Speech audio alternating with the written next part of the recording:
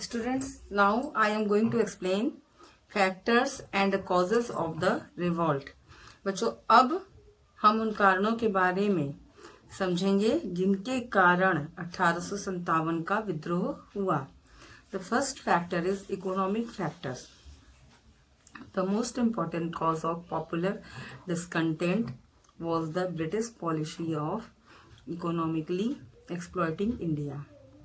This hurt all sections of society.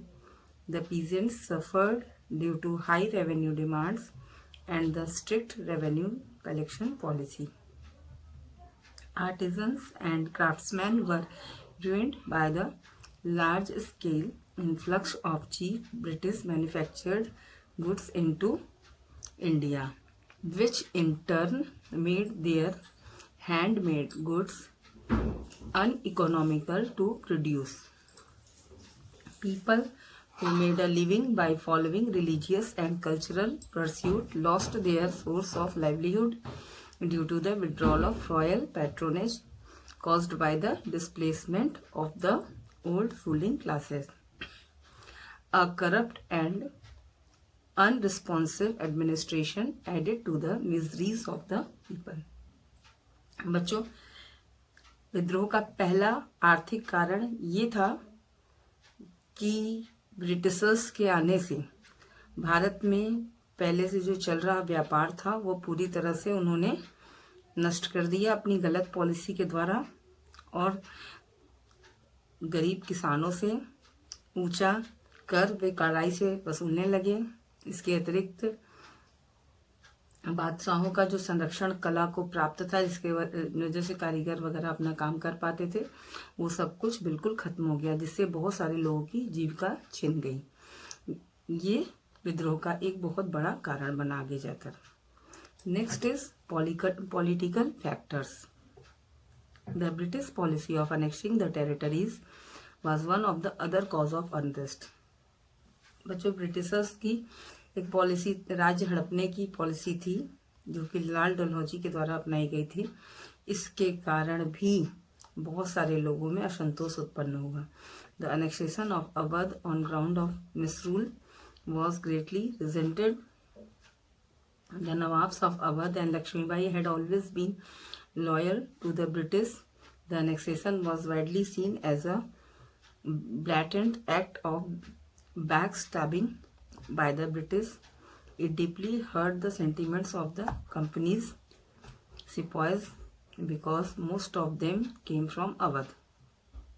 Moreover, even under the new regime, the people of Awadh got no relief from oppression. Peasants had to pay even higher revenues and additional taxes were imposed. The British provided no alternative source of employment to the people who lost their jobs due to the dissolution of the Nawab's administration. तो बच्चों, राजनीतिक कारण यही था कि Britishers ने अपनी गलत पॉलिसी के द्वारा बहुत सारे राज्यों को अनेक्स्ड किया, जिसमें से अवध, झांसी आदि राज्य थे, जिसके बहुत सारे जहाँ के लोग सेना में भी थे ब्रिटिशर्स की. उनमें इसके कारण असंतोष उत्पन्न हुआ. इसके अतिरिक्त किसानों से बहुत ज़्यादा ऊंचा कर वसूल किया जा रहा था और उनके ऊपर एडिशनल टैक्सेस भी थोप दिए गए थे. ये बहुत बड़ा राजनीतिक कारण विद्रोह का बना. ओके बच्चों, now I will explain social factors. अब सामाजिक कारण हम समझेंगे बच्चों. The social reforms introduced by the British were looked upon with suspicion by the conservative sections of Indian society. Reforms such as abolition of sati, legalization of widow remarriage, and the extension of Western education to women were looked upon as example of interference in the social customs of the country. The social discrimination faced by the Indians due to the British attitude of racial superiority also led to the much resentment. बच्चों, उस समय हमारे समाज में बहुत सारी सामाजिक बुराइयां फैली हुई थी, जिनमें से सती प्रथा, विधवा विवाह और वेस्टर्न एजुकेशन जो वुमेन के लिए भी दी जा रही थी, जो कि हमारे समाज के कंजर्वेटिव सेक्शंस के लोग जिसको अपना नहीं पा रहे थे. और ब्रिटिशर्स ने का इस कारण भी उन्होंने विरोध किया। इसके अतिरिक्त समाज में जाति के आधार पर भी बहुत ज़्यादा डिस्क्रिमिनेट किया जा रहा था जनता को। ये भी विद्रोह का एक महत्वपूर्ण कारण बना। Okay, now I will explain religious factors. A major cause of the outbreak of the revolt was the fear among the people that the British government was determined to destroy their religion and convert Indians to Christianity.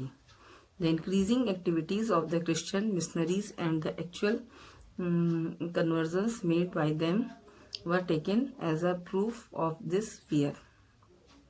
The policy of taxing lands belonging to temples and mosques lent further support to this idea. The belief that their religion was under threat untied all sections of society against a common enemy. बच्चों, धार्मिक कारण विद्रोह का सबसे प्रमुख कारण बना, जिसमें कि अंग्रेज भारतीयों को ईसाई बनाने की कोशिश कर रहे थे। उनका धर्म परिवर्तन बहुत तेजी से करवा रहे थे, जोर जबरदस्ती के साथ। और जो धर्म परिवर्तन करता था उसके लिए उन्होंने बहुत सारी फैसिलिटी भी दी थी, जिसके कारण कि हमारे समाज का एक बहुत बड़ा वर्ग भड़क उठा, जिन्हें ये एक्सेप्ट नहीं था। हमारे मंदिरों वगैरह को भी डिस्ट्रॉय किए जाने लगा, मंदिर मस्जिद को भी। तो ये भी विद्रोह का एक प्रमुख कारण था। यही इसी कारण सारे लोग अपने कॉमन एनिमी के अगेंस्ट खड़े हो गए। Next factor is military factors. Indian soldiers formed 7/8 of the total British troops in India, as they were an integral part of the Indian society. They too suffered the consequences of the oppressive British rule. Besides they had other grievances, the Indian sepoys were looked upon as inferior beings. They were paid much less than the British soldiers. All avenues of promotion were closed to them, as all the higher army posts were reserved for the British. बच्चों, हमारे देश में जो अंग्रेजों की सेना थी उसमें भारतीयों का एक बहुत बड़ा भाग था, लेकिन यहाँ पर भी उनके साथ में भेदभाव किया जाता था और उनको सैलरी भी ब्रिटिश सैनिकों की तुलना में बहुत कम दी जाती थी। और जितने भी बड़े पोस्ट थे आर्मी के, वो ब्रिटिशर्स के लिए ही रिजर्व होते थे। इसके कारण भी मिलिट्री के लोग भी अंग्रेजों के विरुद्ध भड़क उठे।